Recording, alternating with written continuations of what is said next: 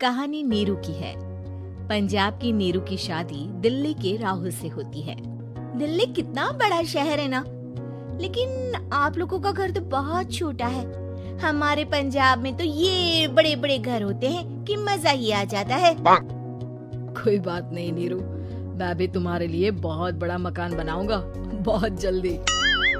नीरू के पिता जहाँ पंजाब के जाने माने व्यापारी थे, वहीं उसका पति राहुल दिल्ली में एक सिंपल नौकरी करता था। माँ, यहाँ तो घी मक्खन इतना महंगा है कि क्या बताऊँ। मैं तो तरस ही जाती हूँ घी खाने के लिए। नीरू की माँ को ये सुनकर बहुत दुख होता है। मेरी बेटी को घी नसीब नहीं हो रहा है और ये बहू यहाँ बैठकर घी में शक्कर डाल रही है। देख वनिता, मैं साफ कह रही हूँ, इस घर में जितना घी आएगा उतना ही मेरी बेटी के घर दिल्ली भी जाएगा। अरे ये क्या बात होती है माँ जी? बेटी का उतना ही करो जो अच्छा लगे। अब क्या मायके से घी और मक्खन तक की सप्लाई करोगी आप? हाँ, मेरी बेटी किसी चीज को तरसे मुझसे बर्दाश्त नहीं होता।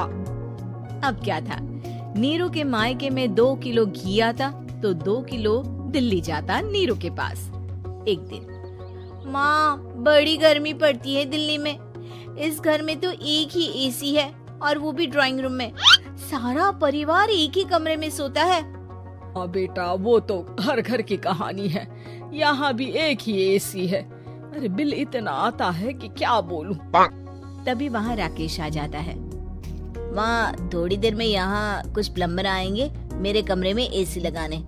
जरा ध्यान से लगवा देना ना माँ। ओए, ऐसे कैसे तेरे कमरे में एसी लगेगा?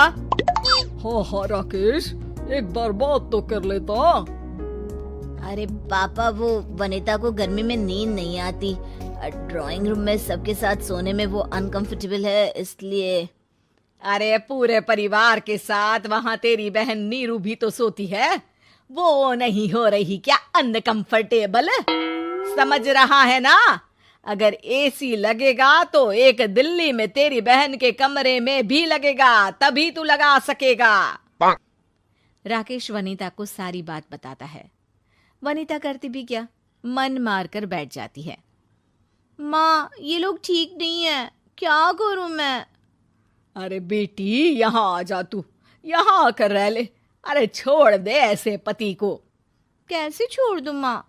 समाज क्या कहेगा, लोग क्या कहेंगे? वैसे भी मेरा एक बेटा है मयंक। अरे हटा बेटा, तेरी उम्र ही क्या है? इतनी परेशान रहेगी तो काम कैसे चलेगा?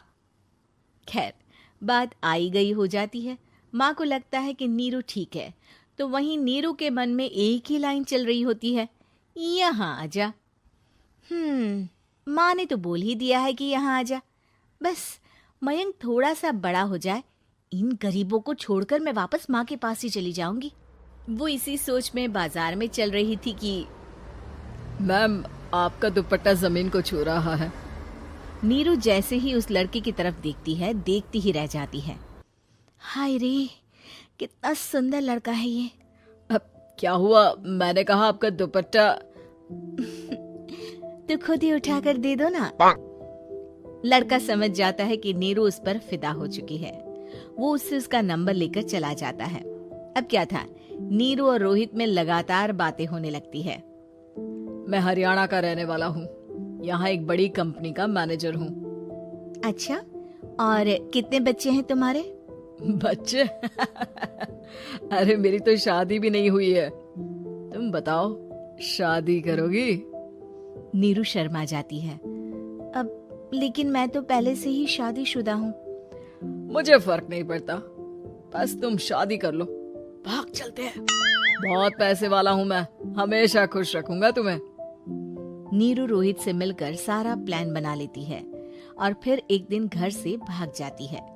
दोनों शादी कर लेते हैं। शादी के बाद, क्या बात है नीरू, तुम्हें परेशान सा देखता हूँ, सब ठीक तो है ना? हाँ, सब ठीक है।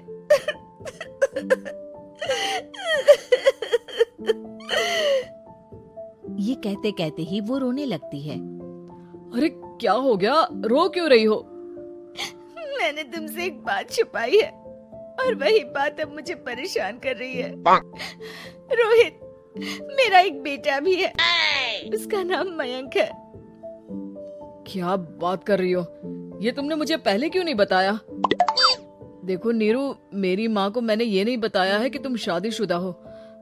बच्चा मैं मैनेज नहीं कर पाऊंगा। नीरू को समझ में नहीं आता कि वो क्या करे। तुम उस बच्चे को अपनी माँ को क्यों नहीं दे देती? नीरू चुपके से माँ को फोन करती है। माँ, क्या मयंक को तुम रख सकती हो? बेटा, मैं राकेश के साथ बात करती हूँ। आखिर घर का बेटा वही है, जो वो बोलेगा। वैसे भी बेटा, तूने जो किया है ना, उसके बाद से पूरा घर तेरी बुराई कर रहा है। मैं भी अब किसी से तेरे लिए लड़ नहीं सकती।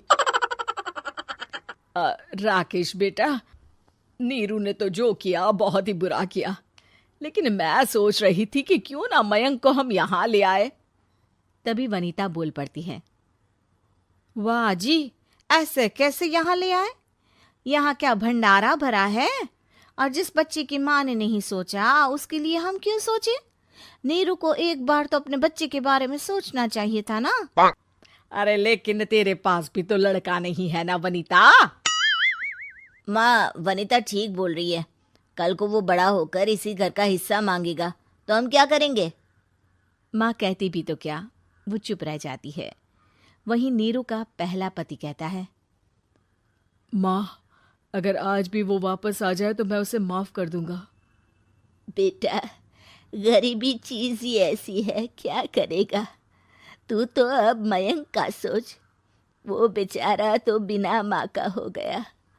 मयंक के खातिर तू दूसरी शादी कर ले बेटा। लोगों के लाख समझाने के बाद नीरू के पहले पति की शादी रिद्धि से हो जाती है, जिसके पहले पति से 2 बच्चे होते हैं। देखो जी, मैंने शादी सिर्फ बच्चे के खातिर की है। मैंने भी शादी सिर्फ बच्चों के खातिर की है। वहीं नीरू के दूसरे पति के मन में ये बात घर कर जाती है कि नीरू एक मासूम बच्चे को उसके खातिर छोड़ कर आई है। अब देखो नीरू, मुझे लगता है कि जो औरत अपनी कोख का बच्चा छोड़ सकती है, वो तो कुछ भी कर सकती है। कल को तुम्हें मुझसे अच्छा कोई मिल गया तो तुम तो मुझे भी बाय बाय कर दोगी ना। नीरू को अब उसका दूसरा पति ताने देना शुरू कर देता है। तंग आकर नीरू उसके यहाँ से भागकर अपने पहले पति के पास चली जाती है, लेकिन ससुराल में क्या लेने आई है नीरू, मयंक को? नहीं नहीं सासू माँ, मुझसे गलती हो गई, मुझे माफ कर दीजिए। नीरू, अब वक्त खत्म हो गया है, मेरी शादी हो चुकी है। तो छोड़ दो ना उसे, हमारा बच्चा है। मैं आपको अपनी माँ नहीं मानता, मेरी नहीं मान तो बात अच्छी है। नीरू मयंक की बात सुनकर समझ जाती है कि उसके पास अब ना आसमान रहा ना ही जमीन।